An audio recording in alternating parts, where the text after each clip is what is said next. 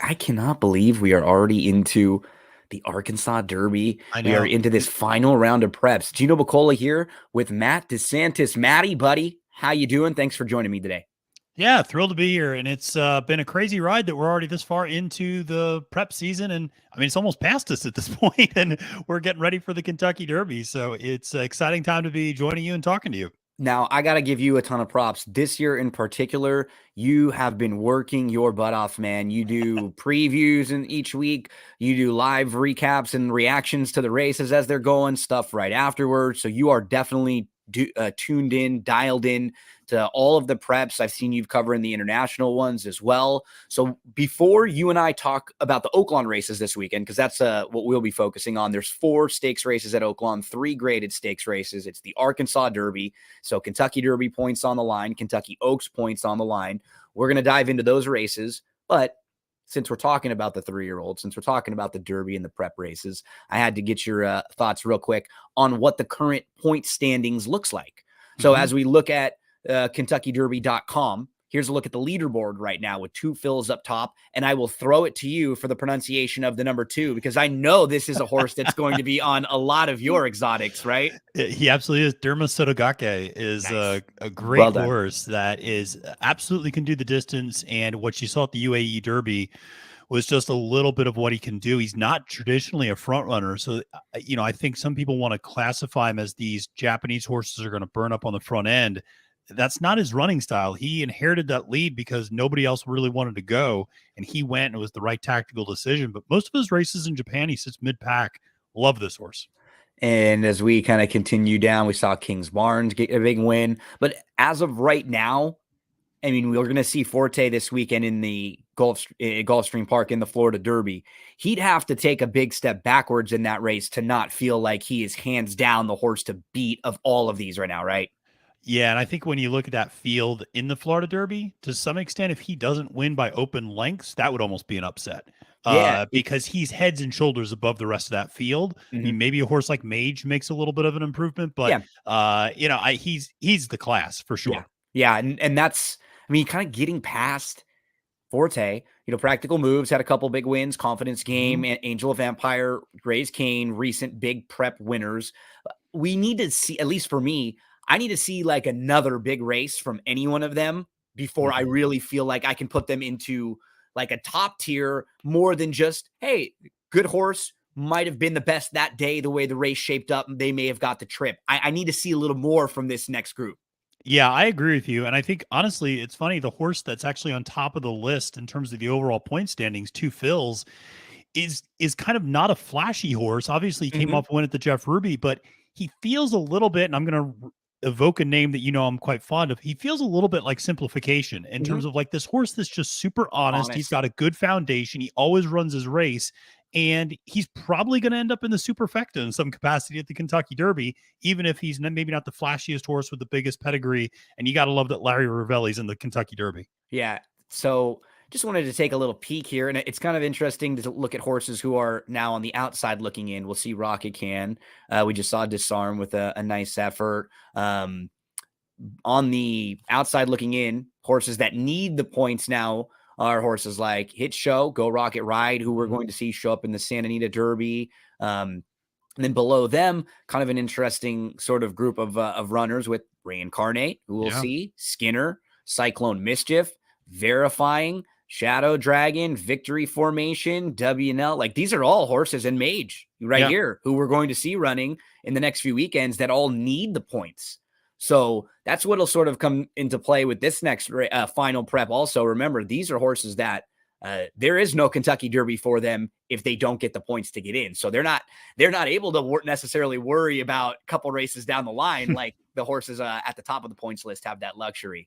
So yeah, just a quick look. Remember, if any of you ever want to go check out what the Kentucky Derby standings look like, you can just go to KentuckyDerby.com, check out the leaderboard there, and you can look at the fillies as well. But for our focus today, Matt, we're going to be talking about Oaklawn Park. And as we talk about Oaklawn Park, Matt, there are 4 graded stakes race, or there are 4 stakes races at Oaklawn Park, correct, on Saturday. Three of them are graded. And overall, what was your just initial thought of the Saturday card. I'll pull up the past performances from DRF, and we'll dive in. I believe we're going to start in race number 5 for our first look. Yeah, I was really impressed by the card that they put together. There are some really nice names. There are some horses that are actually in one of the races are kind of dropping off the Derby trail, but are still, I think, good quality stakes horses that are 3-year-olds. But there's some familiar names that are coming back to the track that we've not seen in a little while. I think the fields in both the Fantasy and the Arkansas Derby are particularly deep, very evenly matched. I'm really excited about this card. I think it's great betting opportunities. Me too. And I gotta say, just because you and I in the last couple of years have been doing the weekly Stable Duel live streams, and we've done a lot of work with Stable Duel, and Oaklawn's not a track that has that. It's just not a track where I have gotten to look at as much as I had in years prior. You know, for week to week, I've spent, and you and I, when we've done these shows with Barry and stuff, we've spent a lot more time Gulfstream, Santa Anita. So I miss getting the chance to dive in on these really good cards to Oaklawn, because I really enjoy the racing over there. It's a good product, and I agree with you. This is a good card. At least a couple nice opportunities for prices. So let's pull up the DRF PPs, and if you ever need any help with your handicapping, I always recommend Daily Racing Form, drf.com. The formulator style PPs are the ones that I always love, and they even have the opportunity for you to check out the Timeform US PPs. We love some of those folks at Timeform US, Craig Milkowski, David Aragona, some really, really sharp people over there. Yep. Maddie, let's dive into race number 5. It's the Grade 3 Oaklawn Mile. Some familiar names in here, and I thought a very intriguing race just from a starting point going inside out. We have Smile Happy, who, man, looking back at his past performances, if he was favored in the Bluegrass last year, had he won the Bluegrass, he probably goes into the Kentucky Derby and is like 6-1 or so. Yeah, absolutely. I mean, second choice, probably. Probably so. I mean, because Zandon ended up kind of taking that mantle after winning the Bluegrass, and his trainer Ken McPeak was supremely confident going into the Bluegrass and said, "quote They're going to have to bring a bear to beat him." And Chad Brown, brought down a bear in Zandon and got him there at the finish. And Smile Happy just obviously didn't have a very good Kentucky Derby, went on a super long layoff, but won last time out. And he's a horse that has a lot of talent and ability. Here's my only concern, which is Ken McPeak switching off of Lasix is only winning at a 4% rate. That big speed figure you saw last time out on Lasix. So I'm a little worried about that. The inside rail doesn't thrill me either, because I don't think he's got the speed to get up there on the lead, and then he gets shuffled back a little bit. So a big time name. He's going to attract a lot of money, but he's probably a little bit of a pass for me. And what worries me a bit is when your career best figure is on an off track. Yeah. Another, that's something that you worry about when horses are short prices. That's something that bothers you when you look at it and you go, okay, first start back. Maybe they have the right to regress a little bit, because that race was on March the 16th. We're only on April the 1st here too, right? Yeah, exactly. So they're wheeling back quickly.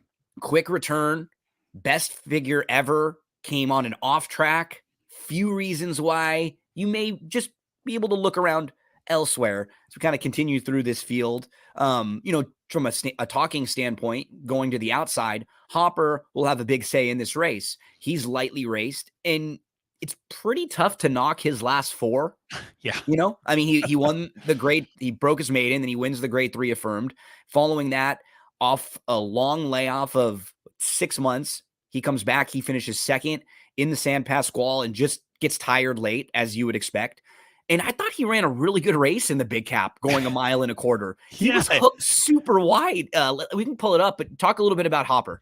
Yeah, I really like this horse a lot. I mean, he's got some versatility. He's going to flash speed. The outside post, he'll be able to cross and clear a lot of horses. Not to interrupt, Matt, the horse, as you keep talking, we're going to look at the race. This was the Santa Anita handicap last time out. He was the number 8 in this race. So watch how wide he has to go early, and just how long it sort of takes him to work out work into that spot. Yeah, absolutely. And this was, to some extent, he's taken a huge class drop. I mean, these are outstanding horses that he ran against. Stiletto Boy, funded, all Grade 1 company. Absolutely. So this is a really strong trip. You see him here, he's 4 wide, coming down the home stretch, the first time around. And you're right. He's not going to really get that sweet position of just being able to glide over on the inside rail and save all the ground. He's hooked out in the 3-4 path, and, and this is 1.25 miles. I mean, so he's cutting back in distance. He's run against the best class of horses in this entire field. He's got the versatility to sit a little bit or And go to the lead. like at the top of the lane, he's got the lead. Yeah, yeah. No, I mean, and he did not give in that much. I mean, he finished fourth by 2.5 lengths that day, but he fought his way the entire time around, and I thought was a really impressive effort from a Hopper. So he's a horse I'm absolutely going to be using in verticals and probably as a win candidate in this pit race. Completely agree. I mean, the 3 horses in front of him. I played There Goes Harvard that day, who I'm watching back. I was more impressed with his effort than I even remember, because you just look at it and you went, even for a horse like Hopper, the horses in front of him, those are 3 nice horses that are just better. And if those horses get decent trips, then they're probably going to beat you going 1.25 miles like that. Absolutely. So I have no knocks on Hopper. I think that was a really nice effort. And, of the shorter price horses, I think, if him and Smile Happy both take a good amount of money, I prefer Hopper. Yeah. Of the shorter prices. Yeah. I feel like it's a much safer bet at a shorter price for him. Others in this race that are a little bit intriguing. So how are we seeing the pace shape up, right? Hopper's going to be on the lead. Caddo River likes to put the pressure on. I never really have been too high on him. He, to me, feels like one of those horses that when he gets a nice soft trip against like horses he's better than, he can kind of beat up on them. I haven't really seen him kind of fight back when he's punched all that much. Yeah, he's a horse that, obviously he's got good statistics going a mile. He's 3 for 5 winning, going a mile, 5 for 5 in the money. He's a reliable horse in that regard. And he is stepping up. He was running in, optional claimer last time out. And, again, though, when you go back and look at his form in graded stakes races, it's not as great. He's, to your point, when he runs against a certain level of competition, he can rack up wins and he can do really well. And then when he does get pressed by kind of the upper echelon in this division, he usually doesn't have much of a response. And so the speed figures are also something where they're just kind of a tick below where you think the winner is going to have to be in this particular race. And so, yeah, Caddo River is a horse. I mean, I like him, but I don't like him as a win candidate in this spot, but it feels like a very safe horse to use in verticals. From a gambling standpoint, a horse who's a little intriguing to me here, Matt, is Silver Prospector. Oh, okay. I think he'll be an okay price. So what I like about him, he's one of these horses who's a good horse to bet on because he doesn't usually take a whole lot of money in spots like this. And the reason is because he's not ultra consistent. And I don't mean that like in a negative way. I just mean like he just needs the sort of trip. He needs the right thing to happen for him to be able to get a win at a top level. But we know he can win big races. We know he can win big races at Oaklawn in particular. And just look back, like the February 11th race, that's pretty close to what would win this race. Yeah. That right there was a good race against good company. This is a graded stakes winner here over this racetrack before. And I think his last start was a little bit sneaky. It was one of those where it doesn't look like he has a whole ton of trouble initially at first glance on paper, but he's the one, and you won't miss him.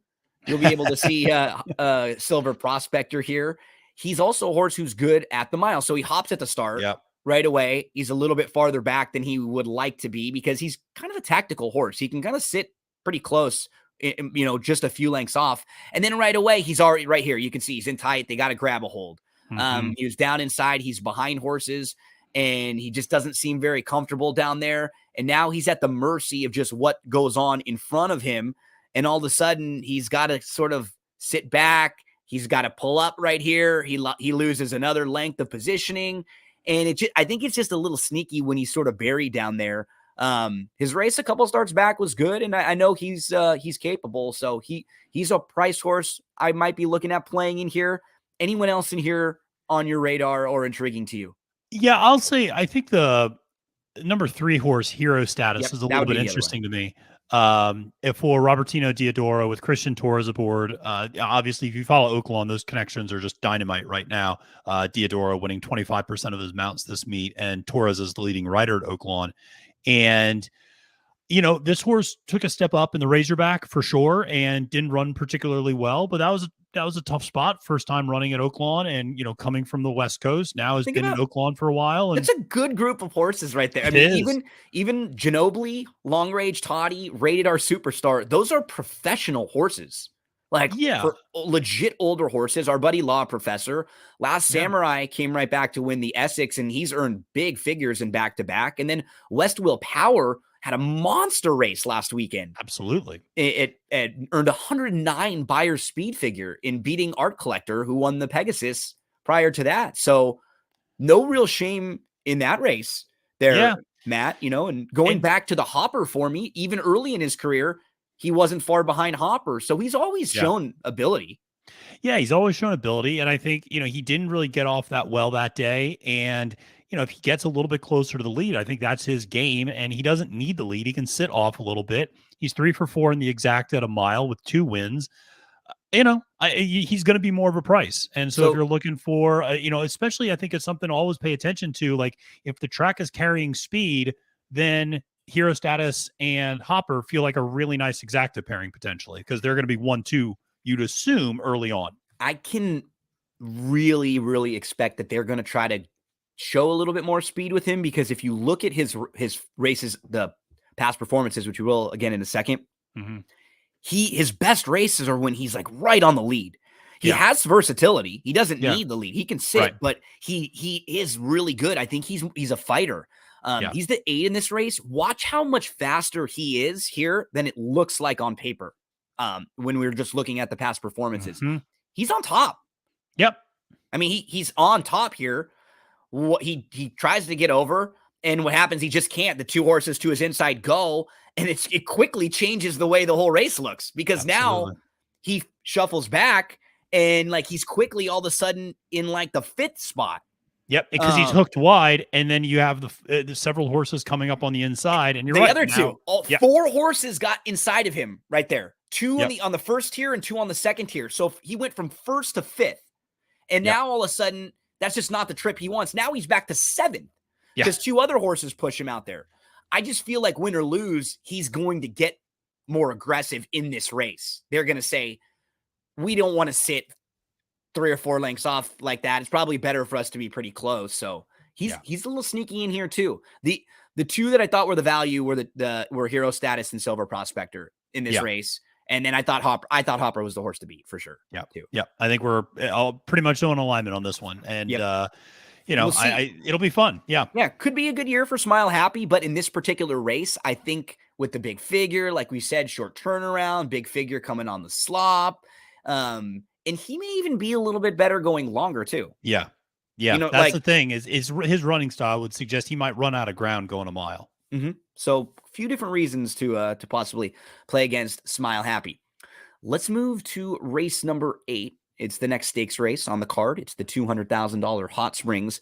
So this one, Matt, is a race for a lot of the 3-year-old horses that were just a cut below the qualifying or getting Kentucky Derby points. There are 5 horses that tried to get Kentucky Derby points in their last start that prepped somewhere. And for whatever reason, maybe it was it was a little too much too soon, maybe a little too long, maybe they didn't like the track. Whatever reason, they're taking a shot in a little softer spot, in a little shorter spot. This is a mile race for 3-year-olds. I mean, Powerful was in the Rebel last time. Iron Clover was favored in the Gotham. Gun Pilot was in the Rebel. You have Cactus who's stepping up, but Frosted Departure comes out of the Rebel. Carmel Road comes out of the Gotham. So 5 of the 7 from this group were all in graded stakes against slightly better 3-year-olds. Now they end up here looking for a softer spot. How did you sort of start this race? Yeah, I think you gave a great synopsis of kind of who's moving up, who's moving down, sort of a thing. My eyes, just because I always say if all else fails, bet on Gun Runner, went to Gun Pilot as a horse I really like. Obviously, did not run particularly well in the Rebel. But again, that was off-track conditions, going a mile and a 16th. Now we're cutting back to a mile where he's won once, I should say, at Oaklawn Park. And what I like is that he is versatile. He won, basically. So as you talk, he's the 4 in this race we're watching. Yeah. So keep going. And yeah, I mean, but prior to that Rebel, he's won some, decent races and run up against, nice horses that we're actually going to see in the Arkansas Derby, like in Two Eagles River and Bourbon Bash. And so he's run up against some of these horses and gotten the better of them. I just think he's versatile enough where he can make his own trip. If he sits first or second, he can do that. If he sits third or fourth, he can do that. I like that fact he obviously keeps Ricardo aboard. And this was a horse that was ascending and going the right direction really up until that Rebel. So I think he's going to be a tough horse to get around in this spot. Yeah, he hops at the start a little bit. So he's farther back than he'd ever been in his prior 3 races because he just had a slowish start. But he's on the slop for the first time. So maybe he doesn't love the slop plus a slowish start. But he recovers fine, and he's settled down on the inside pretty well. He's about 5 lengths off or so. He's in the 6th spot. So he's the number 4 here. Now he's going to start moving nicely into contention. But watch, he's right behind the 1 Verifying, and then Verifying has to tap on the brakes, and so does Gun Pilot. Yep. And there's just no room down there. Right here, he's just got nowhere to go. He can't. Where's he supposed to go? Verifying's waiting, and Gun Pilot's waiting, and they're just both waiting down there. And by the time Gun Pilot, look, he gets shuffled back even more. By the time there's any room down there, he just doesn't have any more run left. Yeah, he's flat. Right here, he's still got no room. Yeah.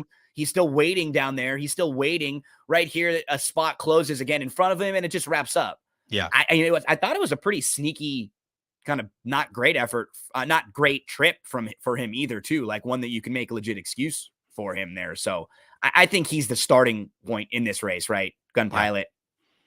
And I'm gonna let Carmel Road beat me, I think. Yep, same here. I'm looking at him and his form overall. He has the big maiden win last year, but his best race since then was in the Los Al Futurity, which was a race that had 5 horses. Practical Move was in there, so it's looked a little bit better now. But Arabian Lion was the heavy favorite that day, and he was basically eased in that race.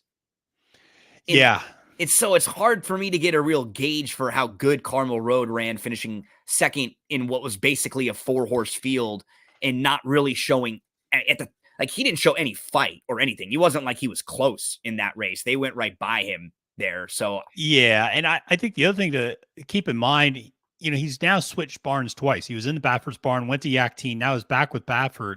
He's done a lot of traveling too. I mean, because, he went out to Aqueduct for that Gotham, and then, obviously came back to Santa Anita to continue to work out, and now is back in Arkansas. So, I mean, that's a lot on a horse to deal with. And I'm going to let him beat me for sure. And I'm going to take a pass on him. I don't see him as particularly good value. I am a little bit intrigued by Cactus, a horse that is stepping up in class, certainly. Now, the trainer is 0 for 5 when switching off of Lasix, which is a concern for sure.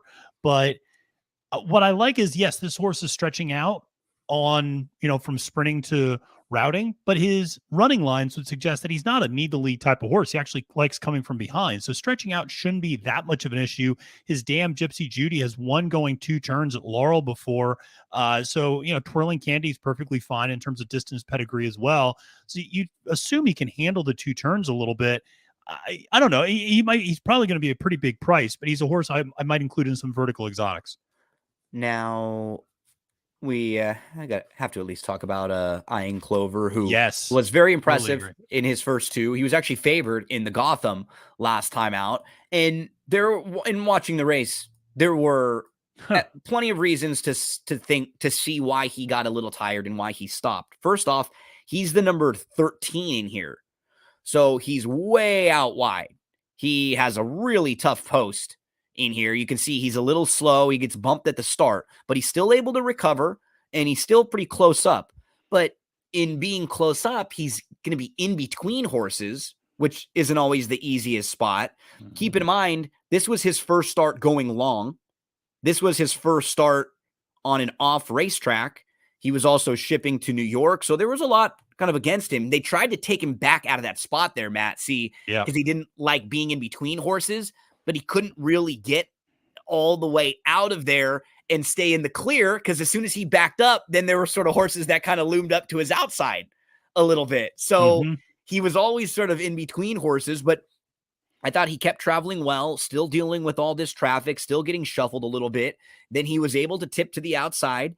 And right here, once he tips out, he's traveling really well. Keep in mind, there's a loose horse up front. Yep. So this is another thing that these horses are dealing with, which isn't easy. But right here, I mean, he looms up ominously, like he's going to win this race by 4 or 5. And I think just a combination of the first time going long, maybe the footing, and maybe just getting shuffled back and losing a little bit. Right about here, he gets asked for run, and then he just stops. Yeah.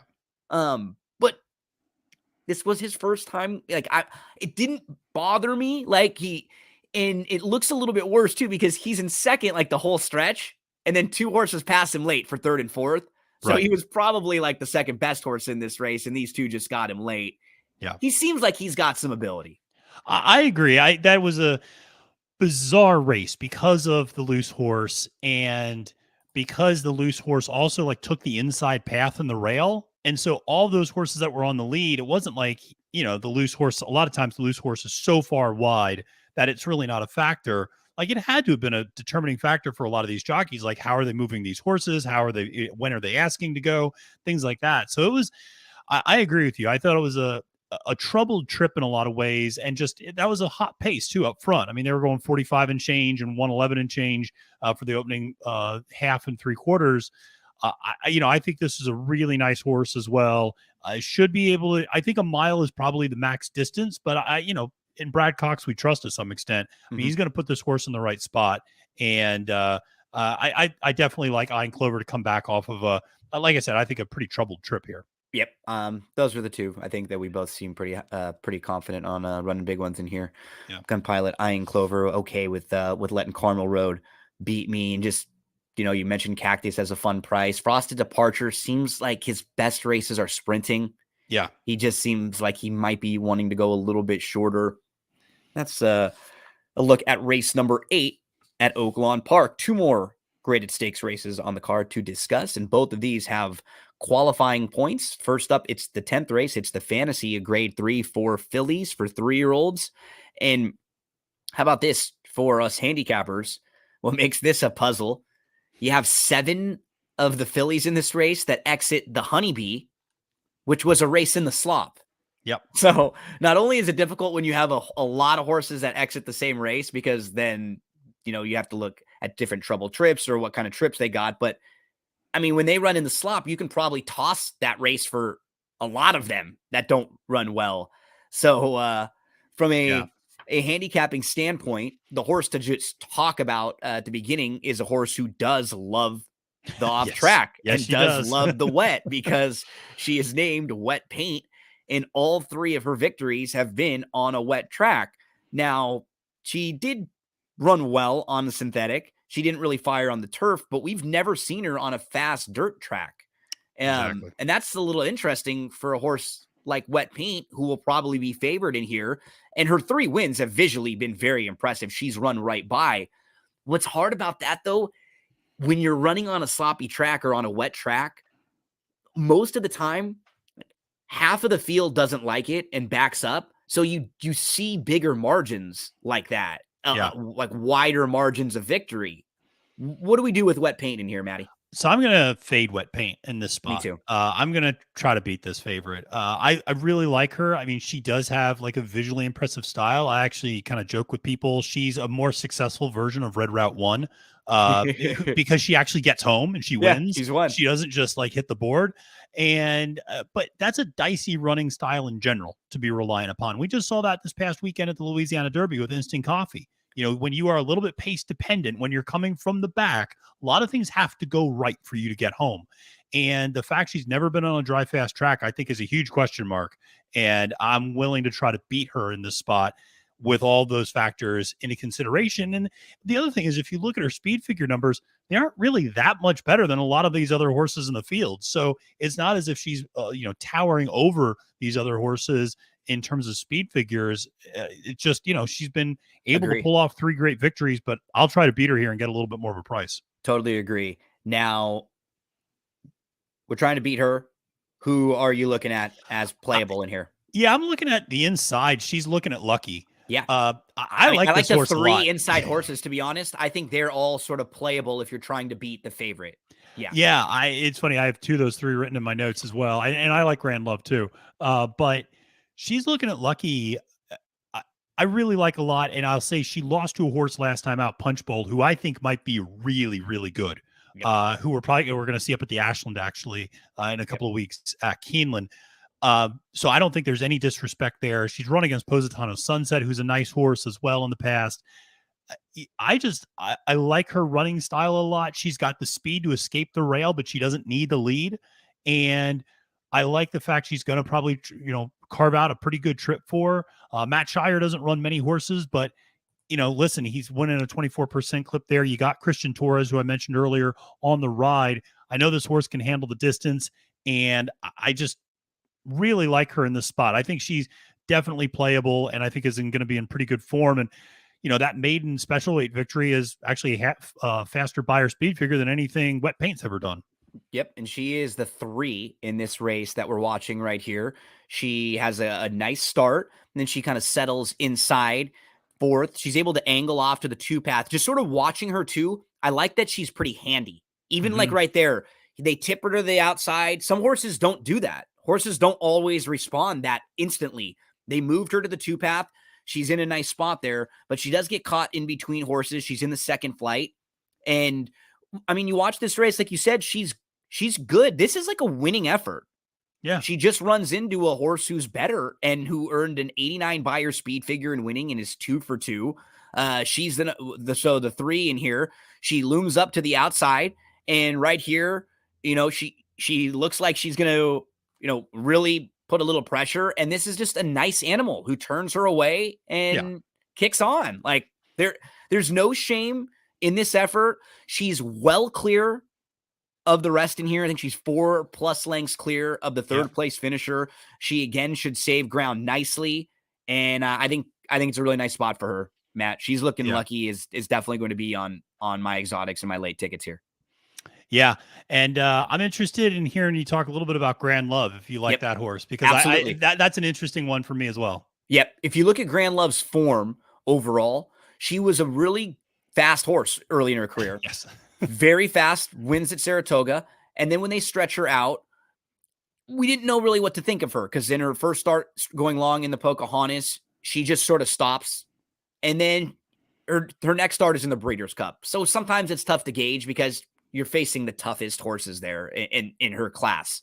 So you and I are always, especially the last couple of years, talking about how we're usually playing against the horse their first start back off the Breeders' Cup race, because that's the race that they're sort of peaked for. Their trainers crank, they get them all set up for, and then they usually take off time after. So then you got to sort of start back over. Usually I don't want necessarily a horse starting right back over. That's a short price. But let's look at Grand Love's race on February the 25th. She was the number 3. And this is in that honeybee that 7 of these common rivals exit. What I liked about her, she has a good start to the inside, but they take her back a little bit. She sits just behind the leaders, which we hadn't seen her do at all in her first few starts. And so now she's in 3rd, just behind, and she's able to sit pretty nicely. Like they get her to relax right here, which I like to see that maturity. It looks like she's grown up a little bit from 2 to 3 and maybe not quite as headstrong as she was there. And I thought she sat pretty well throughout. Basically the race comes down to her not being able to get by the 5 condensation. Like I think she just is traveling well in this race. Here she comes 3 wide, looming up at the top of the lane. I think because this was a little different to her, like she doesn't have that quick turn of foot right here, right? She's not like going to blow right by them. But now I feel like you can place her a little bit better. It looks like she's going to go by the 5 and then watch the 5 come out. Yep, 5 comes out. Yeah. And I was surprised they didn't take the 5 down, honestly, because that horse might have cost this one a placing coming out there. Wet Paint was better. And, that's the first start in a few months for Grand Love. If she's just a little bit sharper, that was also her, first start on the slop too. Like I have every right to believe she can take a nice step forward here. Second start at 3.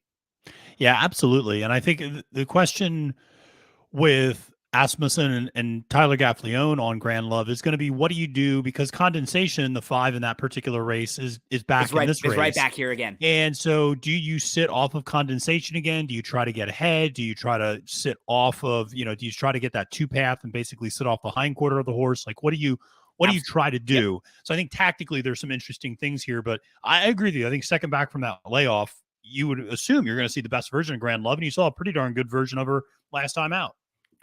Anyone else in here fun to mention? This horse is a little intriguing to me, Royal Spa. Yeah. The debut is good. First time out winner at Churchill, going 6.5.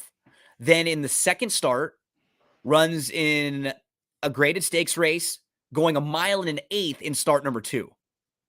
Huge not step. easy. Not easy. And the race came up sloppy. Yep. So you're going from 6.5 to 1 1/8. It's a lot to ask of that horse second time out. And then the horse goes to the bench for a while. Shows back up in the first start at 3 and was visually extremely impressive.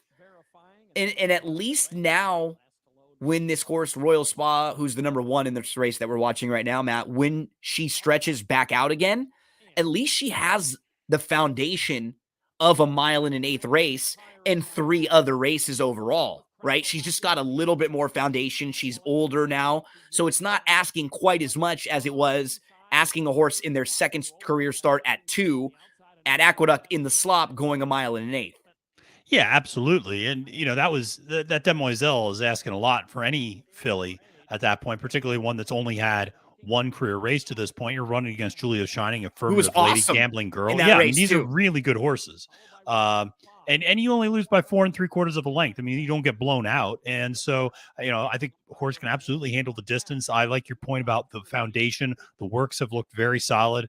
Rudy Brissett's winning 37% of his entries at Oaklawn this meet. You get Ricardo Santana Jr. aboard.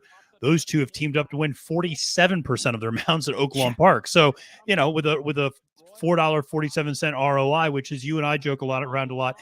How would you like if I gave you $2 and you gave me back $4.47? Every day of the week and twice on Sunday, Matty. Every day and twice. And this is just a handy win. Royal Spa got some room down in the rail, tip to the inside. Again, if you're looking to beat Wet Paint in this race, which Matt and I both are, a horse whose best races have all been on a wet track, and is a horse who doesn't have a whole lot of early speed, so does need some things to go her way up front and needs a little help. There's a few of them for you from the inside. You got She's Looking Lucky, Grand Love, who I think will be able to be even sharper second start back as a 3-year-old to the outside. Royal Spas, when I mentioned, and heck, like Towhead isn't bad either. Towhead just sort of got shuffled a little farther back behind Grand Love down on the inside. It wasn't like a bad effort. They're all in that Honeybee, and it just wasn't the best of like starts for Towhead, and wasn't able to make up a whole lot of ground down there. But being in the right spot, this is a filly that could do it. So yeah, I think our best analysis of this race and our approach would just be it may be a little more wide open than the betting board would suggest with Wet Paint, because I think this horse is going to get a little more support than like the figures may say, like how truly dominant she is over this field. Yeah, I agree. And the fact that she's gotten all these wins at Oaklawn, I think she also becomes like a crowd favorite a little bit as well. It's not like she's a good horse that's shipping in. I think a lot of local money is probably going to go toward her. And, she's a horse that she's got that fantastic running style that people love. It's that Mind That Bird, it's that Red Route 1, it's that kind of deep closer running style that everybody loves until they don't love it anymore and until they don't get home. So I just think she's too dicey of a price at a really low price in all likelihood in this race. I'll try to beat her every day. We'll see which of these fillies show up in the Kentucky Oaks. But we head to the main event for Saturday, race number 12. It's the Grade 1 Arkansas Derby with Kentucky Derby points on the line. Matty, some of the headliners in this race will have Reincarnate, who had legitimate trouble in his last prep in the Rebel last time out. Top of the early part of the stretch, he got sawed off. We'll pull up the race and show that a little bit. You have Red Route 1, who you've talked about a few times. it seems like every year there's an Oaklawn horse just like this that will come running late and run like second or third and like all of the Oaklawn preps along the way. Yep. And Red Route 1 is an honest horse, and you know what he's going to do. He's going to drop back and he's going to make one late run. He's going to come a running. Rocket Can is a horse who was your runner up in the Fountain of Youth. And you know what? I thought that was a pretty good effort. He took a nice step forward there and finished second behind Forte, who we're talking about as being right now the head and shoulders favorite. Angel of Empire is the Risen Star winner, so he'll come over here. And it's Brad Cox has so many horses that whenever he plays, like he's playing this like the dice here, like where do I want to go? With all these horses, you're always like, okay, I guess he's going here with this horse. They must be live, okay? Because you would have figured Angel of Empire would have just stayed and run again in the Louisiana Derby after winning the local prep, but no, he wanted to come over here, and he moves up there. Some horses that were running in the Rebel are moving up to Keeneland, New York and Keeneland, and so it's kind of this musical chairs thought here, and it's interesting. I think you identified kind of the four favorites from the morning line standpoint, and I do think so. My top pick in this one is Rocket Can. I really like this horse Me a too, lot. Actually, oh, is it really okay? That's funny. Yeah, I think this horse just. You said it turned in such a professional effort against Forte, who I think is heads and shoulders above the rest of this crop in a lot of ways. And a lot of people made a point that the Holy Bull was kind of slow, but that was coming back from a 3-month layoff for Rocket Can. Comes back, wins that race, then comes out and increases his buyer speed figure by almost 10 points next time out. That was the key for me too. The progression, right? Exactly. Look at his I don't even want to look at the first 2 races in his career because those were sprints. But even if we do, just like look who he got beat by. Right. Disarm and an Instant Coffee, and Arthur's Ride was in there, who's also a nice horse. Like those are nice horses, but I'm not even using those from a gauge standpoint. For our talking point here, let's use the races from October 30th through March 4th, the last 4 races, the 4 races where he's gone long. His speed figures increased massively. He broke his maiden. Then in his second start going long, he increased his speed figure. He lost to Confidence Game, who has since come back and won the Rebel. So he lost to a nice horse. As you mentioned, he was off from November to February. So he's off for a while. Once he shows back up, he does not regress. And he actually won with not the greatest of trips. He was super wide, right? The entire Holy Bull. It wasn't like a get stuck behind shuffled back trip, but it was a trip that you usually get short winning, right? You usually get tired with that trip being hung way out wide there, but he did not. And so I wasn't like in the Fountain of Youth, I didn't think he had the speed figures sort of to keep up with Forte, and I didn't really like him or play him much in that race. But now he did progress. And now when you're just sort of looking at his pattern, why can't he take one more small step forward like we've seen him do in progressive races now? Yeah, I agree. And I think he's going to get the right trip too. I think he's going to sit. I mean, I think there's every reason to expect that Two Eagles River and Harlow Cap, who are further on the inside, are going to go out to the early lead. Rocket Can should be sitting kind of third, fourth with Reincarnate. He's going to have every chance to. He's going to have the leaders in his sights turning for home, and he's got every chance to do it. I like the fact that, I think when we went back and looked at that Holy Bull, I mean, he traveled so much more ground than every other horse in that race because he was so wide. So doing the distance isn't a problem. He'll be able to handle that. I'm interested in this race because I mentioned Two Eagles River and Harlow Cap. They're going to be on the lead, but neither of them necessarily is a need to lead or all else fails. They're the types of horses that I don't think they're going to get into a speed duel necessarily. We're not going to see what we saw in the Sunland Derby this last Sunday, actually. So I don't think the pace is going to be crazy. I think it's going to be honest, but I don't think it's going to be too hot of a pace. And therefore, I'm worried about horses like Angel of Empire and Red Route 1 who need pace to run into. And so I'm looking, if I'm trying to pick a winner from this race, I want somebody who's going to be in the top 4 or 5 horses at most. And then is going to make a move from there. And we've seen Rocket Can have to deal with less than optimum trips too, right? Like he can deal with those wide-ish sort of trips, Dangerous ride. get to forwardly take play. the Hey, outside. Pete, how we doing? As, There. here's Rocket Can's last race also. He was the 8. This was in the Fountain of Youth, and you'll see some of these horses come back this weekend. They'll be running in the Florida Derby. So, I mean, this is a good effort, again, from Rocket Can. He's just not as good as Forte, unfortunately. But even right here, see what happened. He tried to get over to the inside, and did you see how he got forced out by Legacy Isle? Yeah. Like he tried to get it over from the outside, and instead he ends up 3 wide and in between horses, which isn't the greatest of trips, but he wins the battle of all the speed horses that are forwardly placed. The only horse he's not able to hold off here late is Forte. This was a nice step forward for Rocket Can, who's, top of the lane. He's right here. He's challenging, and we see Rocket Can still finish well. Yeah. It's a good spot for him. I mean, I think so too. I mean, and you're getting a little bit of a better price because of Reincarnate 5-2 on the morning line, Red Route 1 3-1 on the morning line, Rocket Can's going to be 4-1 on the morning line. I like those odds a little bit more. Yep. Reincarnate, I think, if somebody tries to make an argument for that horse, I have no problem with it because he had legitimate issues in that Rebel for sure. He had a bad start at the beginning. And then you're right, got like mugged coming down the stretch practically. So, I mean, he absolutely had excuses and should take a step forward and improve.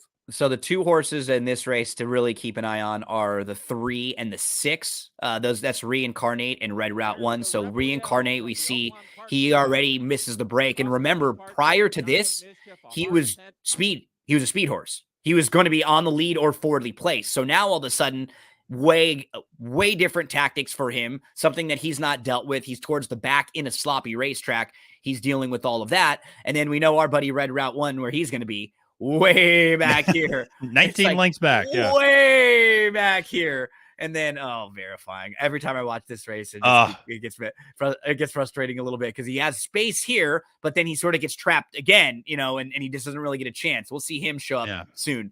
Watch the 3 and the 6 here now, though. They come running. Here comes the 3 from the back of the pack, and the 6 is trying to look for a little bit of room right here and gets just sawed off in between. So you see Red Route run, who's able to angle up in here and get second nicely. The 6 is Reincarnate, who finishes a troubled third. These 2 will be right back here, and it's a race that's set up pretty well for them on the off track last time. And I just agree with you, Matt. I just don't know on paper if it's going to have that many horses dead set on getting to the lead in here. Yeah. I mean, when you were showing that replay, I mean, you saw the fractions of that race. I mean, they were going 22 and 46 and 1. I mean, I don't see that happening. I see much more of a 24, 47 and change, 48 and change, closer to like a 112. That's not going to benefit Red Route 1 at all. And I have the same concerns about Angel of Empire. And because Angel of Empire is a very similar running style of coming from the far back and finishing strong. So I'm going to, even though that, obviously 2 fills comes out of that Risen Star that Angel of Empire won. We saw him win the Jeff Ruby Stakes. So there was some good horses in that field for sure. You do see it's interesting. Luis Saez hops off Angel of Empire. Flavian Pratt now aboard that horse for the first time ever. That horse has had now 5 different jockeys the last 5 times out. So, that's kind of, I think, an interesting dynamic to take care of as well. But I'll be honest, another horse that I'm interested in who you'll get a bigger price on, I actually think is Harlow Cap. I'm kind of interested in Harlow Cap because I think that, there was a lot going on. That Risen Star was a very fast pace as well. He got sucked up into that lead with Confidence Game and some of those other horses up front, and actually did not finish that terribly compared to what everybody else was doing, where everybody else was just like dropping anchor somewhere in, the Bay of New Orleans and just saying like, forget about it. I mean, he at least kept on. He finished 6th out of that race out of 14. And, I just think, more moderate paced race, he's gonna, I think, have more of a shot. Well, we're looking at the chart right here. And this is what is awesome. Like the features of DRF is that, like we one click, we're showing the replays and we can one click to the chart. So as you were pointing out, look at Harlow Cap and look at the running line for Harlow Cap. Look at all of the horses that were in front of him and where they came from in the race. 11th, 10th, 7th, 12th, and 9th. Look at all of the other horses that were close to Harlow Cap showing some speed and where they finished. Victory Formation, Shaq Diesel, Private Creed, and Determinedly. All of them well behind Harlow Cap. So just from that pure one little angle, he ran a good race. Like he held on when nobody else did, and he finished better than all of the other horses who were involved. Anyone in front of him was 7th and worse in that race, and he was sitting 2nd doing the dirty work. Yeah, absolutely. And I think he's not going to have to do dirty work in this race. And I think, I just like this horse. It's also, we talked about transitions from barns before. He got transitioned to Asmussen's barn like right before that race from Baffert. Now he's second time in this barn with Asmussen. Steve's had some time, had his hands on him, worked him out a little bit, had an opportunity to get to understand the horse a little bit better. I like that Ricardo's actually aboard him because I know what Ricardo's going to do with this horse, which is going to get him up front, going to keep him out of trouble.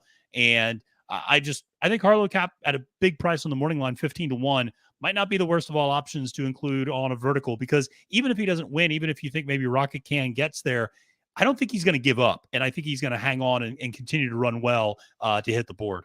And you were talking about the way the pace shapes up. You were mentioning the horse right next door to Eagles River, and he's just tough to knock overall. He is, right? Yeah. I mean, he hasn't done a whole lot wrong.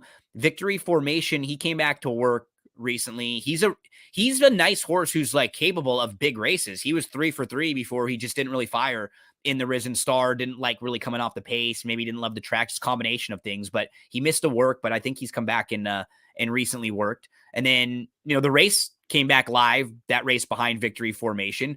His other form is very, very strong. He's right behind Frosted Departure. He's behind Verifying. And then he comes back and wins last time out. Gun Pilot, we just saw in the earlier race. Like, it's not overall bad form. He doesn't really throw in a clunker. And as you said, he has speed. If the race hasn't have anyone else go to the lead, yeah, sure, he'll be fine going. But if 2 or 3 go, he has no problem just carving out a spot right behind him. Yeah, absolutely. And the horse he beat last time out, Disarmed, just finished 2nd in the Louisiana Derby. So, yeah, I mean, he's, I think, a very solid horse. I like the 2 front runners a lot. I actually like the 4 horses that should be kind of the top 4. I like, in terms of like where they're going to be running. I like Harlow Cap, 2 Eagles River, Rocket Cannon, Reincarnate, because I'd imagine they're going to be sitting in the top 4 if this race plays out and if everybody breaks well the way that they should. There's a look at the Arkansas Derby, Grade 1 event, Kentucky Derby, points on the line. Always very lucky to have my good friend Matt DeSantis joining me.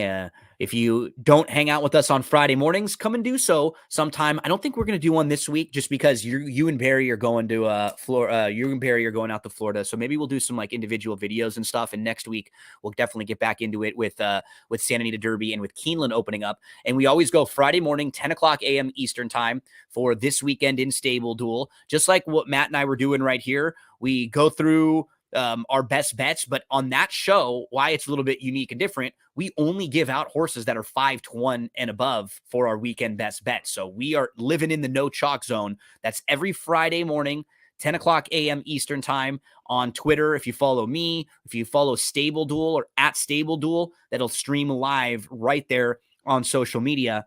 But Matt, before I let you go, I want to give you a chance to plug all your stuff too. But first, it's WrestleMania week coming up. Indeed it is. And I know you are a wrestling fan. Your dad was involved in pro wrestling. We've talked about it. I'm a huge wrestling fan, cover wrestling. I'm actually going to WrestleMania night 1 this year. The first time I'm ever getting to go to a WrestleMania. It's here at SoFi. So I'm going to night 1 with a couple buddies. We've had tickets for a while. I'm super pumped, super excited. Wanted to ask you, through all the years, when you think about WrestleManias, maybe maybe a match or 2 or event or 2, what would be something that came to your mind? What are 1 or 2 or a couple of things that come to mind when you think about WrestleMania, all through the years? Yeah, I think I think a lot of thoughts obviously flood into my head, and one of them that I'll look up on YouTube every once in a while, just because it's awesome, is Shawn Michaels' entrance at WrestleMania 12 when he comes down from the top of Wembley Arena, and Vince McMahon is still doing the play-by-play and is just going bonkers Nuts. over it, and it's just the best. And I just love everything about that. You understand why Vince loves Shawn so much, because he is the consummate showman. And then he put on a hell of a match with Bret Hart as well in that so that the entrance, maybe overshadows it. But listen, he and Undertaker do a bunch of great matches. Which, it's so funny as we are recording this right now, because I'm the nerd. So whenever there's like a show coming up, Royal Rumble, the week leading up, I'll throw on all the old Royal Rumbles as my background noise while I'm doing work and handicapping races and stuff. So right now I'm doing that with the WrestleManias, and I've got Shawn Michaels and Taker on pause off to the side right now. When they did the good versus evil, the light versus the darkness. Yep. I've got that off to the side on pause right this second. But I will say there are two matches I'll just shout out very quickly. One is Ricky Steamboat versus Macho Man Randy Savage in WrestleMania 3. That match changed professional wrestling in that it was the first time matches were highly scripted in the way that they walked through every single move. And it was so crisp and so clean, and they weren't calling it in the ring. And it was just so precise. And it was an amazing match. And it holds up to this day as an amazing match. Chris Jericho still to this day, or he talks about how him and his friends, when they were young, they would mimic it move by move. Yeah. And then they would take turns and they would switch. And then one of them would be Randy Savage and one would be Steamboat. And then they would learn the whole thing, and then they would switch roles. They just would do over and over again. And then the other match I'll shout out is one that I appreciate from a standpoint of, you mentioned my dad, who was a promoter and owner of Pennsylvania Championship Wrestling, and I was the ring announcer for 5 years. And the Bret Hart Steve Austin match in WrestleMania 13, where they pull off the double switch of Hart goes from a babyface to a heel and Austin goes from heel to a babyface. That is damn near impossible to do. And the fact that they managed to do it in one match is one of the most amazing things you'll ever see. And to watch the way they are able to manipulate the audience is wrestling at its absolute best as a showman art form, in my opinion. Matt, there's a reason why you and I are good buddies. Yeah, that's my personal favorite of all two. Because as a Bret Hart guy, but that not only was the match like in a vacuum awesome. Like if you're just randomly showing matches to your friends and you're like, oh, watch this. This is so cool. This is a great match. You're going to be entertained for 15, 20 minutes. But what it did and what it set off, it basically created Stone Cold, like as the good guy, like you're saying. He was the badass Austin 316 before, but this took him to the next level. It really did. And following that, the next year, Stone Cold would win the title in 98, and he would have like a 3 or 4 year period bigger than anyone. Hogan and Flair, and there are stars who have had longer periods, but there was nothing like that short few years of Austin 316. And I'm glad you mentioned a couple of those, man. Those are some of the all-time favorites, and I had to pick your brain a little bit on this with WrestleMania coming up. So one of these times we'll have to let you pick an old show that we go and recap. You can join for the old wrestling rewatch. I'd have a lot of fun with that and in doing so. So Matt, tell everybody, man, if you have another hour, all the stuff that you're going to be doing this week, because I know you were just all the time and tell us where you're going and everything coming up this week. Yeah, I mean, if you follow me on Twitter at the handle @FailedToMenace, you'll be able to catch everything there. We have early looks at the Arkansas Derby, Florida Derby. I got an top 10 Oaks contenders video that's coming later today, or Wednesday, I should say. And what I'll also say is, if you go to my Twitter, you will see that I'm actually announcing a second annual 20 for 20 campaign leading up to the Kentucky Derby. In the 20 days leading up to the Kentucky Derby, I'll be giving $20 to 20 different off-track thoroughbred foundations in honor of the 20 horses in the starting gate. Really encourage you to get involved. If you're listening, if you can afford to give $20, great. If you can only afford to give $5, that's okay too. and maybe you can just afford to follow them and learn more about them, and that would be awesome as well. So always want to try to give back at this time of year when we're moving towards the Kentucky Derby, but always have a ton of content. And Gino, it's always great talking to you. Man, that was a really incredible promotion that you did last year. I'm glad that you're doing it again this year. I learned a lot about some of those charities, and there are a couple that we're going to be hopefully putting some money towards as soon as this NCAA tournament is over with the contest that we had too. So thank you, buddy, for everything, and we'll be following along with a lot of your great work coming up this week. And I hope you have a blast. I am so jealous of you and Barry going to be over there this week. So have at least one drink for me in my honor, the two of you together. We'll have more than one, my friend. We'll have more than one. One with my name on it that you put Gino on. So I feel like I'm at least there hanging out with my buddies. Absolutely. Look forward to hearing how your week was. And then next week we'll catch back up on this week in Stable Duel. Folks, thanks so much for hanging out with us. If you're just watching on social media, thank you a ton. If you're listening on the podcast, we have a lot more still to come. So don't go